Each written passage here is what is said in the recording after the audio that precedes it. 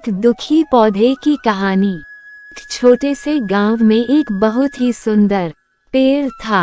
वह पेड़ अपनी ऊंचाई, हरी भरी पत्तियां और सुंदर फूलों से लोगों को आकर्षित करता था। इस पेड़ के नीचे एक बहुत ही दुखी पौधा था।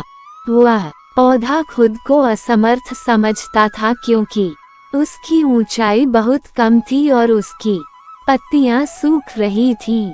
उसके दुखी रहने का एक और कारण ये था कि वो हमेशा अपनी तुलना उस ऊंचे पेड़ से करता था और परिणाम स्वरूप अपने आप को और भी दुर्बल महसूस करता।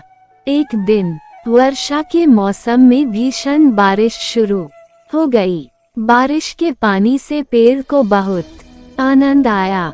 पेड़ की पत्तियां चमक उठी और फूल खिलने लगे। पेड़ खुशी के मारे गाता रहा और अपनी पत्तियां खुशी से लहराता रहा। ये बारिश सिर्फ उस बड़े पेड़ के लिए नहीं थी। बारिश का पानी छोटे पौधे को भी मिला। उस दिन जब बारिश थम गई, उसी समय धरती पर जब धूप ने पहली किरण फैलाई, तभी वह पौधा अपनी पत्तियों को फैलाने लगा। धूप की किरणें उस पौधे को चुमने लगी और उसे शक्ति देने लगी। उस पौधे को अचानक एहसास हुआ कि वह खुद को कम आंक रहा था, जबकि वो अपने आप को थोड़ी मेहनत कर बलवान बना सकता है। वह पौधा खुद को ऊंचा करने के लिए अपनी ऊर्जा का उपयोग करने लगा। धूप की मदद से उस पौधे ने अपनी ऊंचाई बढ़ाने के लिए कठिनाइयों का सामना किया और अपने आप को सशक्त बनाया। धीरे धीरे वह पौधा बढ़ता गया और उसके पत्ते हरे भरे हो गए।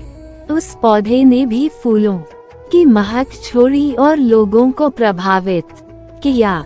लोग आकर्षित होकर उस पौधे को देखने लगे और उसकी सुंदरता की प्रशंसा करने लगे। इस कहानी से हमें ये सबक मिलता है कि हमें अपने अंदर के क्षमताओं का सही समय पर पहचानना चाहिए।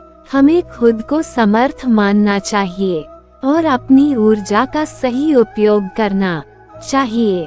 हमें सतत प्रयास करते रहना चाहिए और विपरीत परिस्थितियों में भी अपनी प्रगति करनी चाहिए। इस प्रकार हम सभी अपनी सफलता को प्राप्त कर सकते हैं और अपार प्रगति कर सकते हैं। दोस्तों, अगर आपको शिक्षाप्रद कहानियाँ पढ़ना या सुनना पसंद है तो हमारे चैनल को सब्सक्राइब करके हमें सपोर्ट करें। धन्यवाद।